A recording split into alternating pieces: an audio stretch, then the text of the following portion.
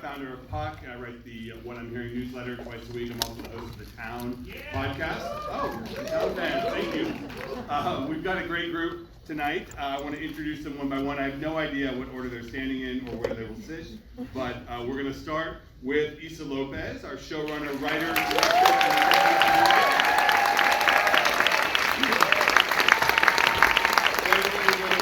Jodie Foster, star and executive producer. Next is a recent star,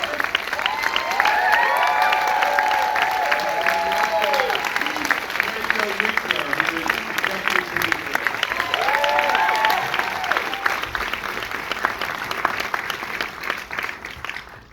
Okay. Well, there's lots to talk about with this show. There is a lot on the internet about this show. I'm not sure you know that, but a little bit. read and listened to a lot of discussion. My first question has got to be for Issa here, because the construction of this show is so dense and so character-driven and also interesting mystery. What was your starting page for this? What was the beginning where you said, okay, are you the kind of writer that writes from the end to the beginning? Did you know where it was going from the beginning, or what's your process like? It was a discovery because I had never written a whodunit before, a murder mystery, and I don't even remember where. I'm a fan of them. I grew up obsessed with them.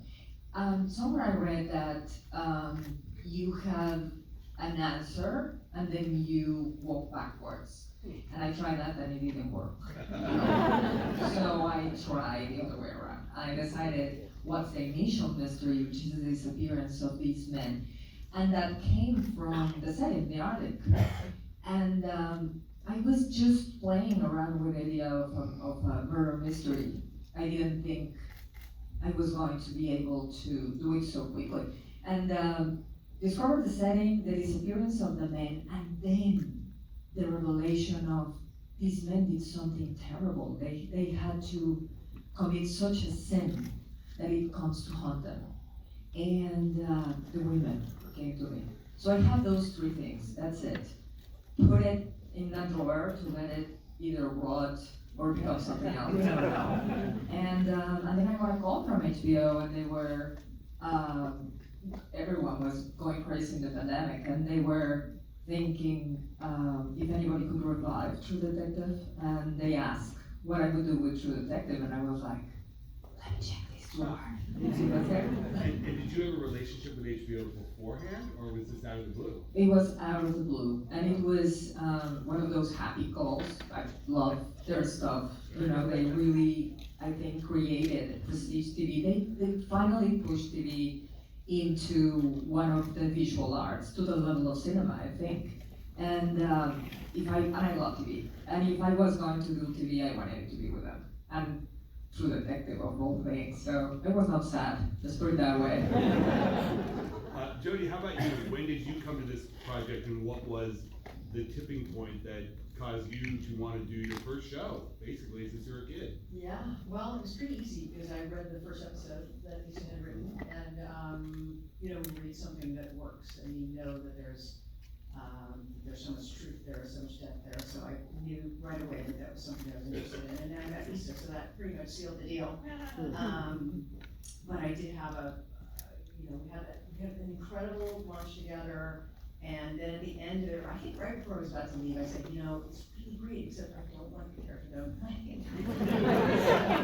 Right before standing up. Oh, wow. Just as I was ready to start dancing and calling people, she goes, yeah, I don't like the character.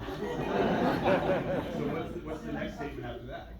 Well, we worked it out. We talked about what it was, and I think in the end, it was just amazing for me to see her be able to pivot a little bit and then also to come up with things that were much better ideas than I had, and to be able to create a new character that supported the central character, which is Kayla's character, borrow to sort of reverse engineer Danvers so that she's there to support Kayla's character.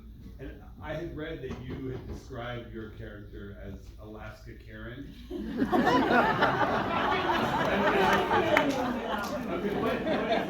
But I don't actually agree. I think that's sort of giving short shrift a little. She's she's much more nuanced and more complex and sort of sad. No, she's worse than that.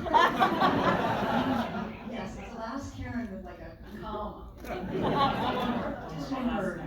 Yeah, she's awful, and, yeah, there's a lot of food, and I think what we found out in rehearsals, which was so cool, was we found the humor to the show, even though obviously Issa's a funny person, and there's, there are little bits and pieces of humor, there was an interesting kind of humor between Navarro and Danvers that happened, because Danvers thinks she's so funny.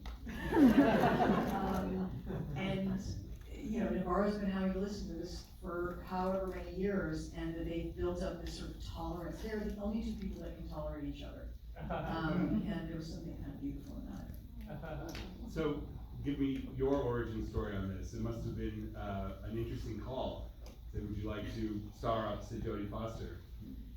Well, I was just minding my business, just trying this new career out, and I actually didn't know initially. The initial call with Issa was kind of, who are you? Because I come from a career and I just had very little work before this, and I had no idea it was even for True Detective. I had just been introduced to Issa's work, and I got a call like this very talented director about this very good project, wants to get to know you, talk to you about your process, and I'm like, okay, cool. So we had a really good conversation. I was really familiar with work, immediately fell in love with it, and I just really was interested in her story and what she had on the table, and it was a really good conversation, and she gave me an idea, very secret idea, about who this character was, what the story was, and I was like, okay, and then I found out it was for True Detective, and I was like, oh, it's for True Detective. I was a huge fan, so I'm like, okay, great. I did the audition, and I kind of threw caution to the wind, and I'm like, okay, it was probably, I don't come from a, 20 years of doing other auditions and now do self-tape, so I just come from self-tape world. So I did my audition, and I kind of was like, I really want this, and I just let it go, and I was hoping for it, and then in the middle of kind of like waiting for the call, I found out that Jodie was gonna be Danvers, and I was like, holy crap, this happened, this can't happen. I'm like, oh man, I got to push for it, and then I got the call, and it was, congratulations, and I'm sorry. I was like, wait, well, I got the call from you, so I'm like, what do you mean I'm sorry? This is gonna be the hardest thing you've ever done in your life, but it was the most rewarding, and I was really excited that, this opportunity kind of fell into my hands, and what better way to get into so early on in my career with this amazing story. I mean, I fell in love with the story. I was like, are they gonna say this in the script? I really want to know. And it just kind of went from there, and yeah, here we are. So what about her self-tape? Put it over the top. There was a massive shift with Navarro, because when I first wrote the pilot, Navarro in my mind was a Mexican immigrant. No reason. Right, we know. And she had joined the military, as many immigrants do, and that had left some marks. I really understood that character. But the more I learned about these small towns in Northwest Alaska, the more I understood that 70% of the population is Inuit. And because the center of the mystery is horrors that happened to an Inuit woman, it would have been absolutely a disservice to that community and to the location that I was writing a love letter to. So I left a tiny bit of a Latina in Navarro, last name, Dad. That's not small, by the way, you carry that shit. But I decided I needed an indigenous star. And this is the before Lily Gladstone era. And the moment that I worked with my wonderful casting director, Francine Meisler, she said, there is a woman. She made this incredible movie, and she sent me a photo, the photo alone. I saw her and I was like, that's Navarro. Hoping that the movie was any good. Never know. It was great, and Kaylee killed it. So I knew that I had found my Navarro. Much, much better than my Mexican idea, I have to say. Other Mexicans, all the time, later. So MJ, obviously it's very different to produce a mystery show than it is to produce a true detective mystery show. So what kind of, I don't want to say baggage or sort of heft did you feel producing this show? Did it have to have certain things, certain beats, certain mythologies? Yeah, I mean, I think, look, I was introduced to Issa through HBO.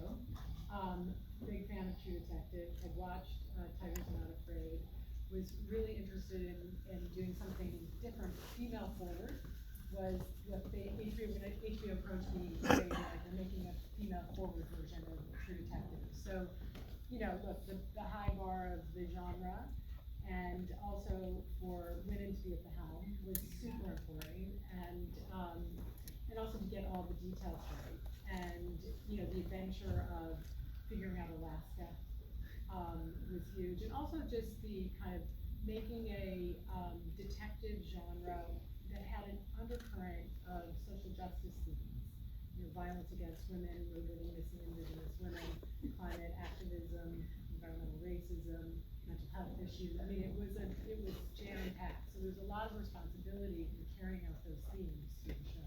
You did it was a 100% green production? Yes. Yeah, explain that, how does that, I'm not familiar with how that works. Yeah. Well, I've been greening film sets since 2003, and actually wrote some of the protocols for the industry for sustainability, and take them everywhere I go. So you start in the beginning with a conversation with Issa, with HBO. HBO has a program called HBO Green. They're incredibly supportive and help put resources into it. So, you start from the beginning, and you think about the whole process from script through distribution of how you're going to put it through a sustainability lens. And you just, and it's a lot of communication with crew members. It's, having support. We had a sustainability supervisor. We implemented clean energy tech. We were in the benefit of being in Iceland, where there's 100% clean energy. So anytime we were tied in, we were not burning fossil fuels, which was incredible, and it was very aspirational for what we could do here. Yeah, it was just an extraordinary experience. So there's a lot more to it, and I don't want to take up all the time. This is going to but it's the wave of the future, and we all need to participate in it, particularly getting off of fossil fuels. So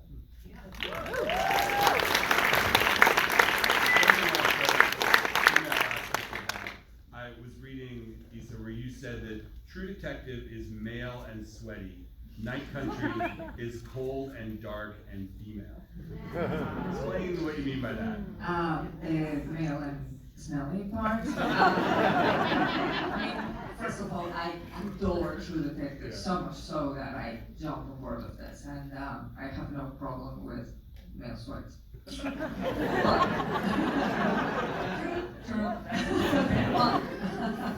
That said, you watch that beautiful series, that first season, and you want to see the reverse. It does what it does so beautifully. It's such an exploration of the good parts and the terrible parts and everything in between that happens with and to men. The responsibility, the good men, bad men, good versus evil, and what male role is into that. Killed it. Why do more? So I decided that all of those questions were amazing. Being a good person, being a bad person, trying to bring justice in a world that doesn't want justice as a woman, in a place that is not the best place to be a woman, like most places, but this especially. So it immediately made me hungry for the characters and for the moments and for the scenes and for all the new ways to see this and the heroes. You did an interesting interview with Guillermo del Toro recently, and I was listening to it, and you talked a little bit about the tradition in Mexican filmmaking of incorporating horror with sort of personal demons. And it seems like that is exactly what plays out in this show. Did you feel that going into it, that this was a horror story that you were going to tell from sort of the internal and external perspective? Well, one of the first things I told HBO, they said, what would you do, True Detective? And I said, Alaska, women, horror. Because that first season of True Detective had that width of the supernatural, of the Lovecraftian, of the Yellow King, of Carcosa. And constantly it moved between, maybe this is a bunch of crazy people in Louisiana, or maybe there is a darker universe operating behind the scenes. And it's for us to decide. So, and I missed that in the second and third season very much. So I would bring it back with a vengeance. That's what I do. What is it,